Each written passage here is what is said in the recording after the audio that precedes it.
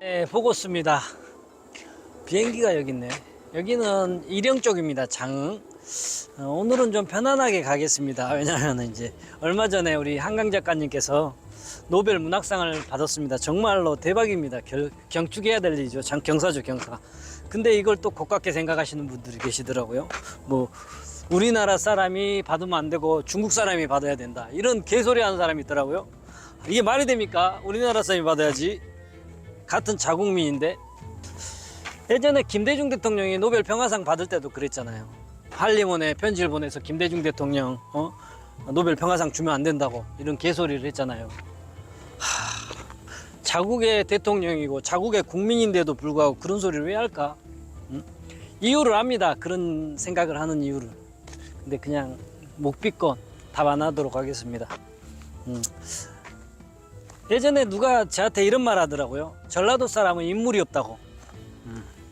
인물이 없는 게 아니라 재능도 출중하고 훌륭한 사람이 많은데 그 기회가 없었던 겁니다. 한강 작가님도 그러잖아요. 우리나라 작가를 우리나라에선 유해도서로 선정을 해가지고 다 폐기 처분하고, 근데 세계에서 인정받고, 이런 사례가 발생되잖아요. 그러니까 재능이 있고 출중한 사람은 문체부에서 훌륭하게 이렇게 지원을 팍팍 해줘야 됩니다. 금전적인 지원, 그리고 장비 지원, 이런 걸 해줘야죠. 대표적인 인물로 보고스 있잖아, 보고스. 이렇게 해서 좀 잘 되면 얼마나 좋아!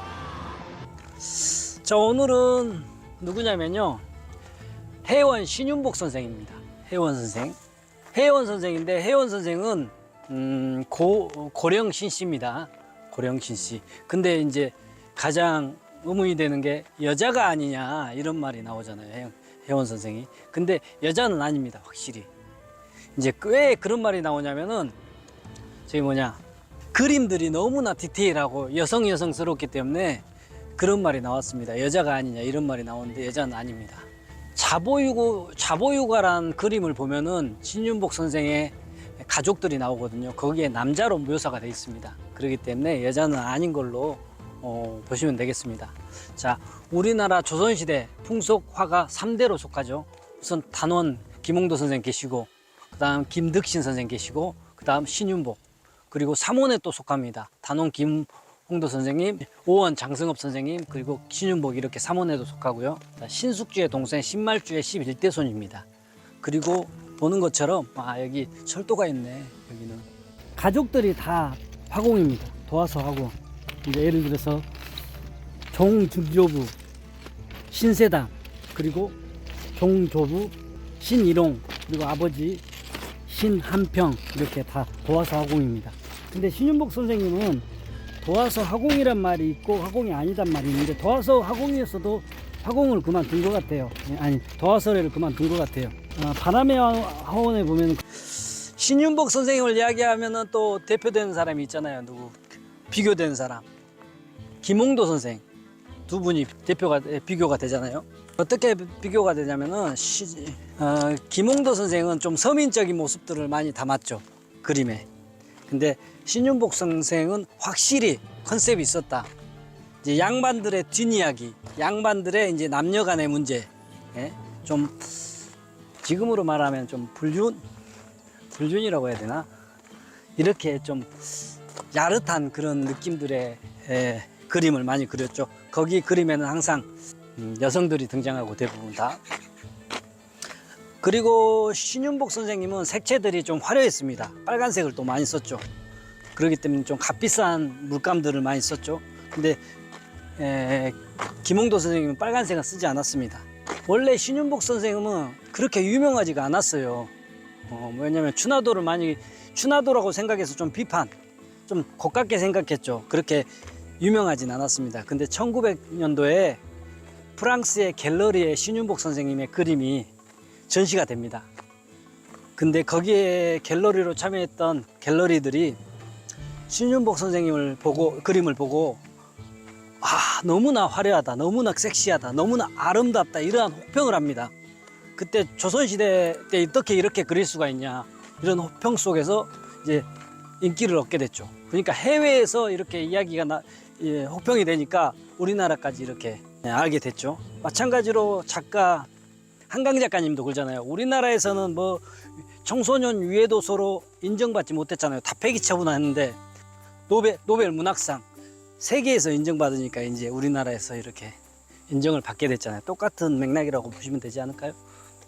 그래서 조선시대에도 한강 작가님이 있었다 이렇게 말할 수 있겠죠. 마찬가지로 신윤복 선생은 가풍이 다 그림쟁이였기 때문에 당연히 그림을 잘 그릴 수밖에 없었습니다.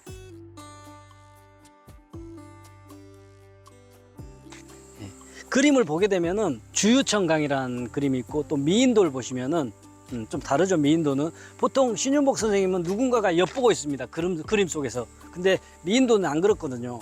앞에 기생이 있고 그 기생이 좀 수줍어합니다. 앞에 그림을 그리는 신윤복 선생님을 바라보면서 수줍어하죠.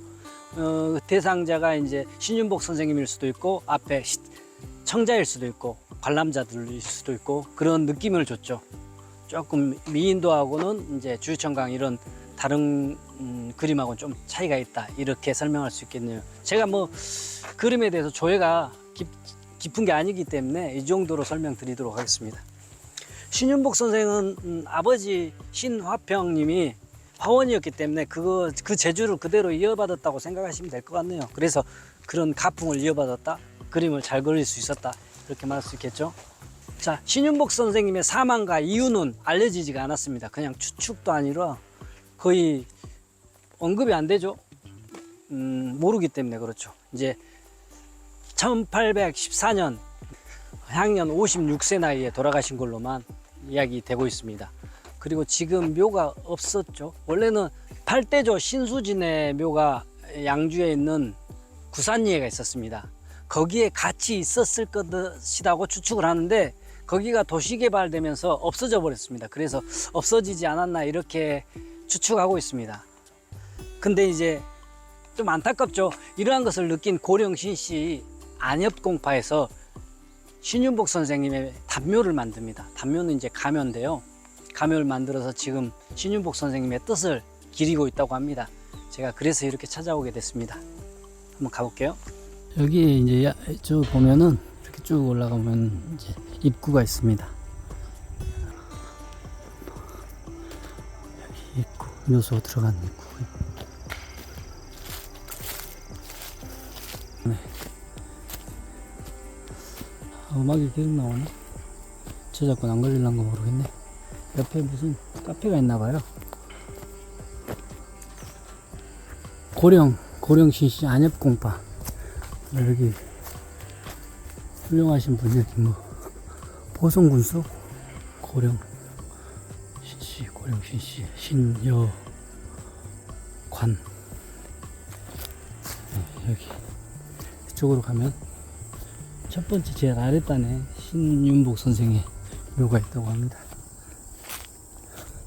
여기가 고령신씨의 저 묘가 신윤복 선생님.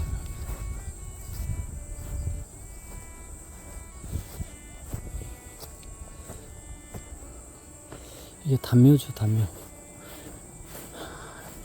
새로운 비석이 새로운 건데 똑같네.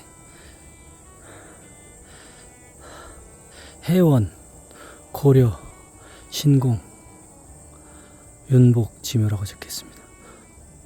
저기 비석 큰 거 하나 있네. 근데 이제 도화서 검사면 도화서 화원인가? 화원이었다는 말도 있고 화원이 아니었다는 말도 있습니다. 이제 추모비 이렇게 있고 묘가 좀 위에 봉이 많이 무너졌네.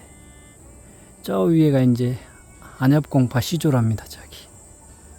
예? 한번 여기가 안엽공파 시조가 되겠고 저 밑에 이제 이렇게 저 밑에 묘 비석 추모비가 하나 있고 그 바로 옆에 신윤복 선생 단묘가 있습니다.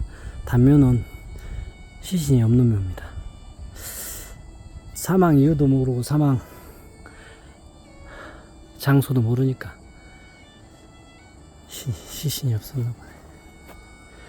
이렇게 우리나라에서는 인정을 못 받았지만은 해외에서 먼저 인정을 받고 또 이후에 우리나라에서 인정받았던 신윤복 선생을 이렇게 한번 찾아왔는데요. 좀 특이한 케이스죠. 그래서 이렇게 이야기를 나눠봤습니다. 아무튼 오늘도 잘 보셨다면 구독 좀 해주세요. 네, 감사합니다. 안녕. BTS 봄날 촬영지였다고 합니다. 이병렬. 안 오나? 2004년 이후에 이제 운영은 안 하는데,